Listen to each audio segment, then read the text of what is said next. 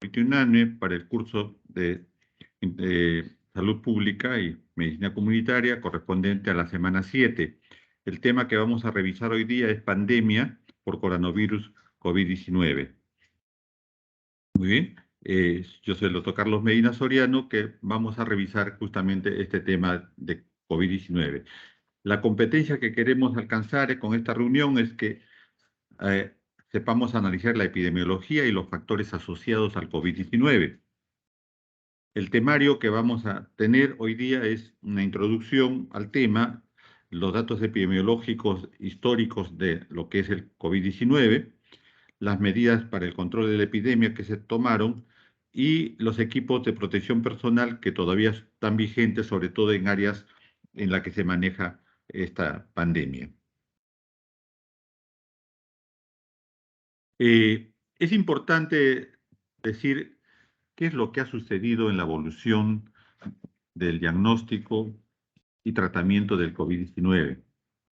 Como su nombre lo dice, pues esto se inició en el año 2019 en la zona de China, ¿no? Pero, ¿cómo es que en el Perú comenzó a manejarse este COVID-19? Eh, Tenemos que tener en cuenta que al 6 de mayo del 2020, en el mundo ya se había confirmado más de 2 millones de casos y que estos mismos eran observados en las regiones de Europa y América, y por lo tanto el global entre las zonas mundiales de la infección, en Europa estábamos en el 51,1% y en América el 35%. Históricamente, históricamente en el Perú, el 6 de marzo del 2020 se confirmó el primer caso. Este caso fue importado. Ya vamos a ver en su momento cómo es que evoluciona el problema. Se sabe que el que trajo fue un ciudadano que había viajado a los países de Europa y que finalmente esta infección, con un caso importado, finalmente cubrió todo el Perú, produciéndose una epidemia y finalmente una pandemia.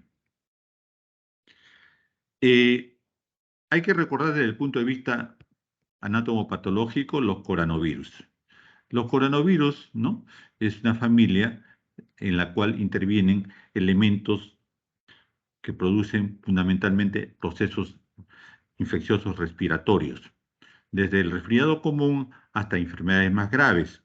Se ha reconocido, ¿no?, un, una cantidad de serotipos de estos coronavirus, ¿no?, que sencillamente toman el nombre básicamente de las siglas que ustedes tienen ahí, ¿no? 229E, NL63, OC43, HK1, todos estos coronavirus alfa y beta que pululan por el mundo. Pero acá lo más importante es que este coronavirus generalmente da problemas respiratorios altos, ¿no? Es el 6% de los problemas respiratorios altos, porque los demás, la gran mayoría en la que nosotros a veces nos infectamos y nos enfermamos, está los rinovirus y los enterovirus, que son el 42%. Tenemos que entender que este coronavirus es una familia y tenemos que los primeros coronavirus en relación al SARS-CoV-5 fueron identificados en Arabia en el año 2012, en el 2012, ¿no? Y este coronavirus hizo una pandemia básicamente en esa zona y murieron más de 800 personas. Esto se circunscribió al Medio Oriente. Después tenemos información, ¿no?, que en el 2002 en China hubo infectados por más de 650 muertos, en el área de Hong Kong entre el 2002 y el 2003, ¿no? Otro SARS-CoV-5. Y finalmente tenemos una séptima evolución, ¿no?, del SARS-CoV-2, ahora COVID-19, que es que comenzó en China, en la ciudad de Wuhan, y avanzó por las áreas de Asia, llegó a Europa y finalmente a América, produciendo inicialmente una epidemia y finalmente una pandemia.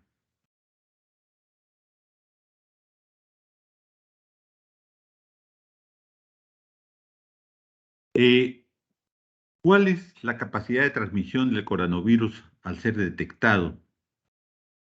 tenemos varias etapas. El caso índice, la segunda generación, la tercera generación y la cuarta generación. La primera generación que nace a partir, en este caso en el Perú, vamos a revisar más adelante del importado, es que generalmente infecta a las personas que están cerca de ellos, o sea, a los trabajadores de salud.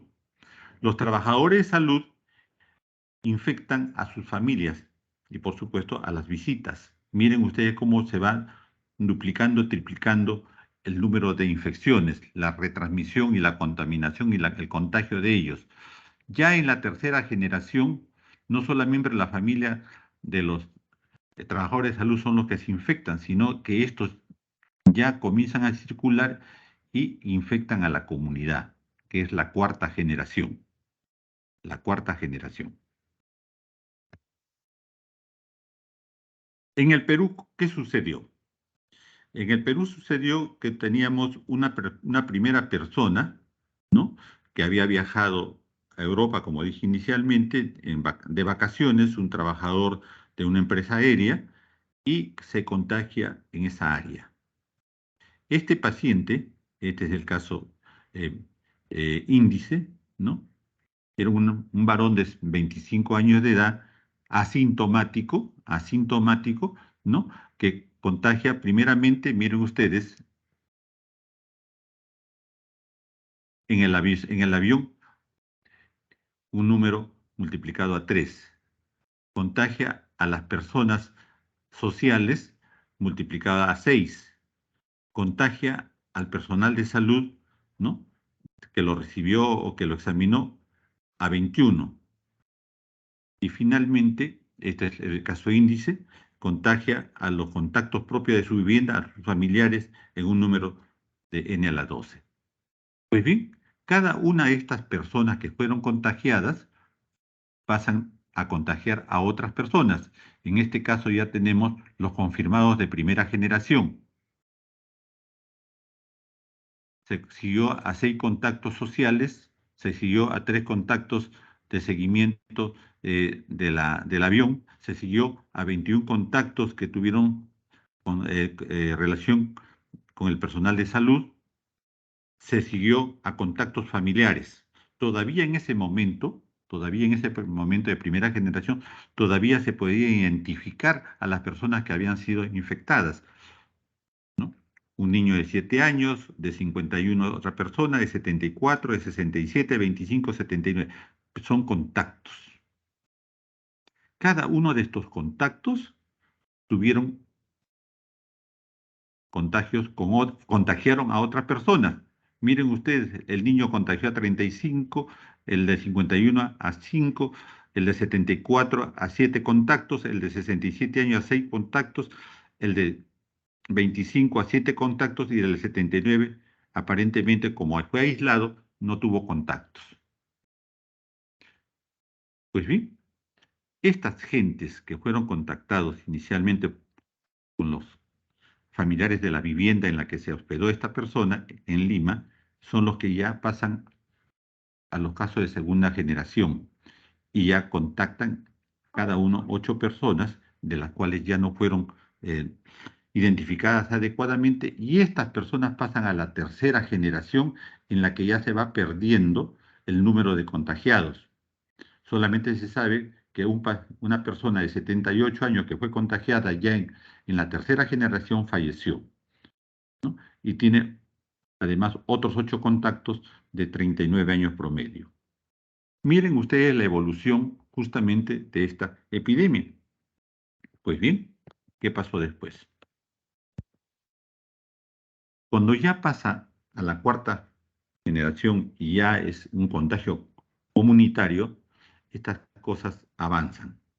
Y tenemos nosotros que al 15 de marzo del 2020, fecha en la que se dio el aislamiento nacional de toda la población peruana, ¿no? El primer caso importado había sido detectado el 6 de marzo, ¿no? Y el contagio fue evolucionando. Siguió Arequipa, Huánuco, Ica, Cusco, Callao, La Libertad, Lambayeque, Ancash. Entre el 16 y 30 de marzo se reportó ya casos en Loreto, Madre de Dios, San Martín, Junín, Tumbes, Cajamarca, Pasco, Ayacucho, Tacna, Huancavelica. En la primera semana de abril del 2020, ya casi todo el Perú ya tenía su contagio por el COVID-19. Pues bien, ¿cómo fueron los escenarios de la transmisión del COVID-19? Hemos hablado de la fase 1, la fase 2, la fase 3, la fase 4. ¿Cómo es que llegamos a la fase 4? Ese es el otro gran interrogante.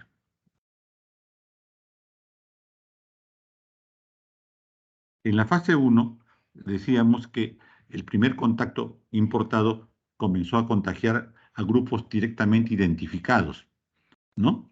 Familiares, amigos, tripulación, viajeros adyacentes.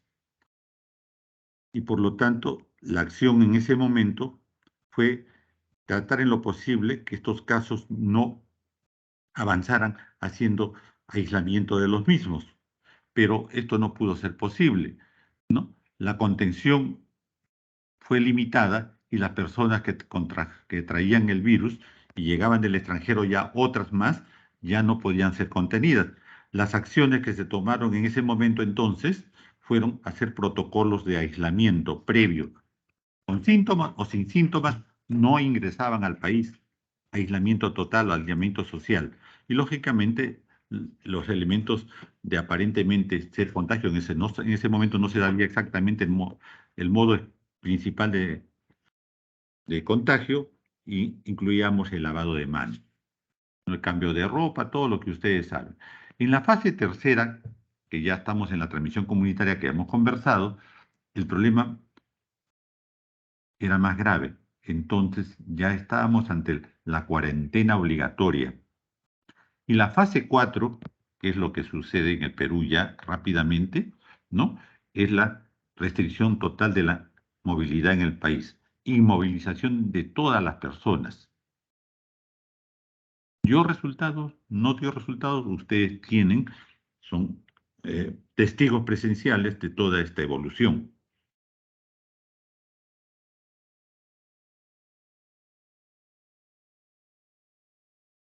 La transmisión, puntualmente, toda persona que está positiva y respira a menos de 1 metro de distancia de otra persona, sencillamente tiene un hecho importante, que transmite el virus, fundamentalmente por la vía respiratoria, ¿no? Eh, la frecuencia de infectividad de este virus fue alta en la primera semana. Y si tenemos fechas, sabemos, ¿no?, que el 86% de las infecciones no reconocidas antes de las restricciones de los viajes entre el 23 de enero, supuestamente ya tenían posibilidad de positividad y de contagio, ¿no? Aparentemente pudo haber llegado por otras vías, además del contacto que teníamos de el viajero uno que fue detectado, ¿no? Entonces, miren ustedes, este hecho es que un infectado comenzó mínimo a infectar de 5 a 10 individuos de la comunidad y nosotros no habíamos detectado el asunto. El hecho está que para el 2020, ¿no? Para el 2020, la infección sintomática llegó al 80% y el asintomático llegó al 20%. Es decir, 1 de cada 5 casos confirmados eran asintomáticos y por lo tanto estaban exponiendo a las gentes e infectándolos, ¿no? Una vez infectada la persona, ustedes saben que el contagia en 1 o 3 días antes del inicio de los síntomas, ¿no? Eso es importante recordarlo, ¿no? Por lo tanto, la única forma fácil de activar y de buenos resultados era el distanciamiento social. El distanciamiento social.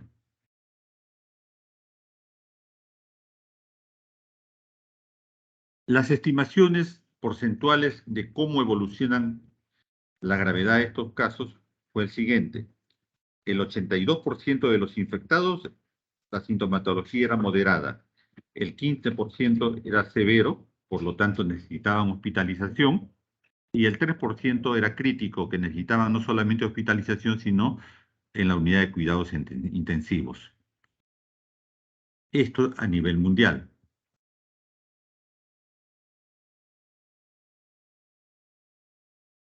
Otro de los elementos epidemiológicos que vale la pena resaltar es que se observó que los factores condicionantes, precipitantes del problema estaba asociado al sobrepeso, a la obesidad y a la edad de ser mayores de 60 años. Estas condiciones hacían que el mayor riesgo, ¿no?, de morir estaba en este grupo. También se identificó que habían pacientes que tenían enfermedades crónicas no transmisibles, como son las enfermedades renal crónicas, como son las enfermedades pulmonar obstructiva crónicas, como son las infecciones crónicas del hígado, enfermedades del corazón con hipertensión arterial, enfermedades neurológicas y fundamentalmente la diabetes y los que tenían problemas ya diagnosticados oncológicamente eran los mayores expuestos. Pues bien, al reconocer estos elementos condicionantes de la mayor agresividad y mortalidad de los pacientes contagiados con COVID-19, hace que la estructura social, la estructura de salud, se condicione a dar una respuesta sanitaria y, por lo tanto, una atención preferente a los adultos mayores. Estos detalles que converso van a ver ustedes que después, ¿no?, dan como resultado que los primeros en vacunarse una vez aparecida la misma eran justamente los grupos que estaban más expuestos a enfermar y por lo tanto más cercanos a morir.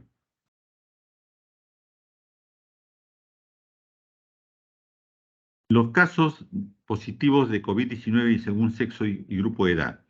Como les decía inicialmente, ¿no?, los casos de mayor infectividad y de mayor problemas eran justamente, miren ustedes, ¿no?, la edad entre los 20 años de edad y los 60 años de edad. Más frecuente el problema en varones que en mujeres. Son datos epidemiológicos. El 61% corresponde al sexo masculino. Vamos a dar datos estadísticos iniciales. ¿Cómo es que esta epidemia se vivió en el mundo y en el Perú?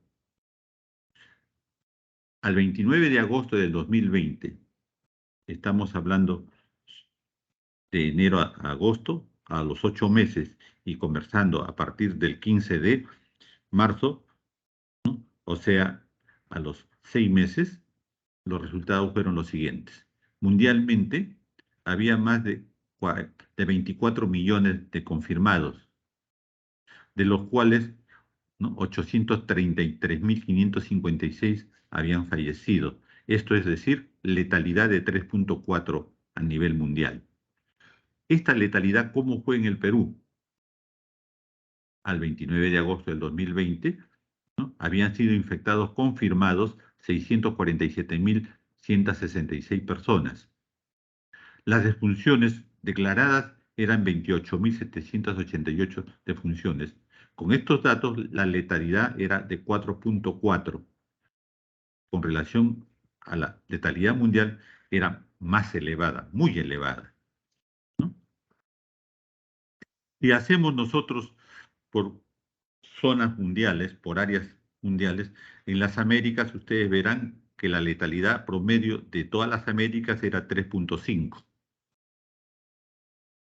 En Europa era 5.2. En la región Mediterránea Oriental era de 2.7. En la zona este asiático, 1.9. Ojo, 1.9. En África, 2.1. En la región occidental, zona del Pacífico, 2.2. 2.2. Entonces, de acuerdo a las regiones, ¿no?, el Perú era uno de los países con mayor nivel de letalidad. ¿no? Y las zonas de mejores cuidados más alejados de la zona de Europa tenían la menor letalidad. El sudeste asiático, 1,9, África, 2,1 inicialmente, y la zona del Pacífico Occidental, 2,2. Pues bien, todo esto, ¿qué generó desde el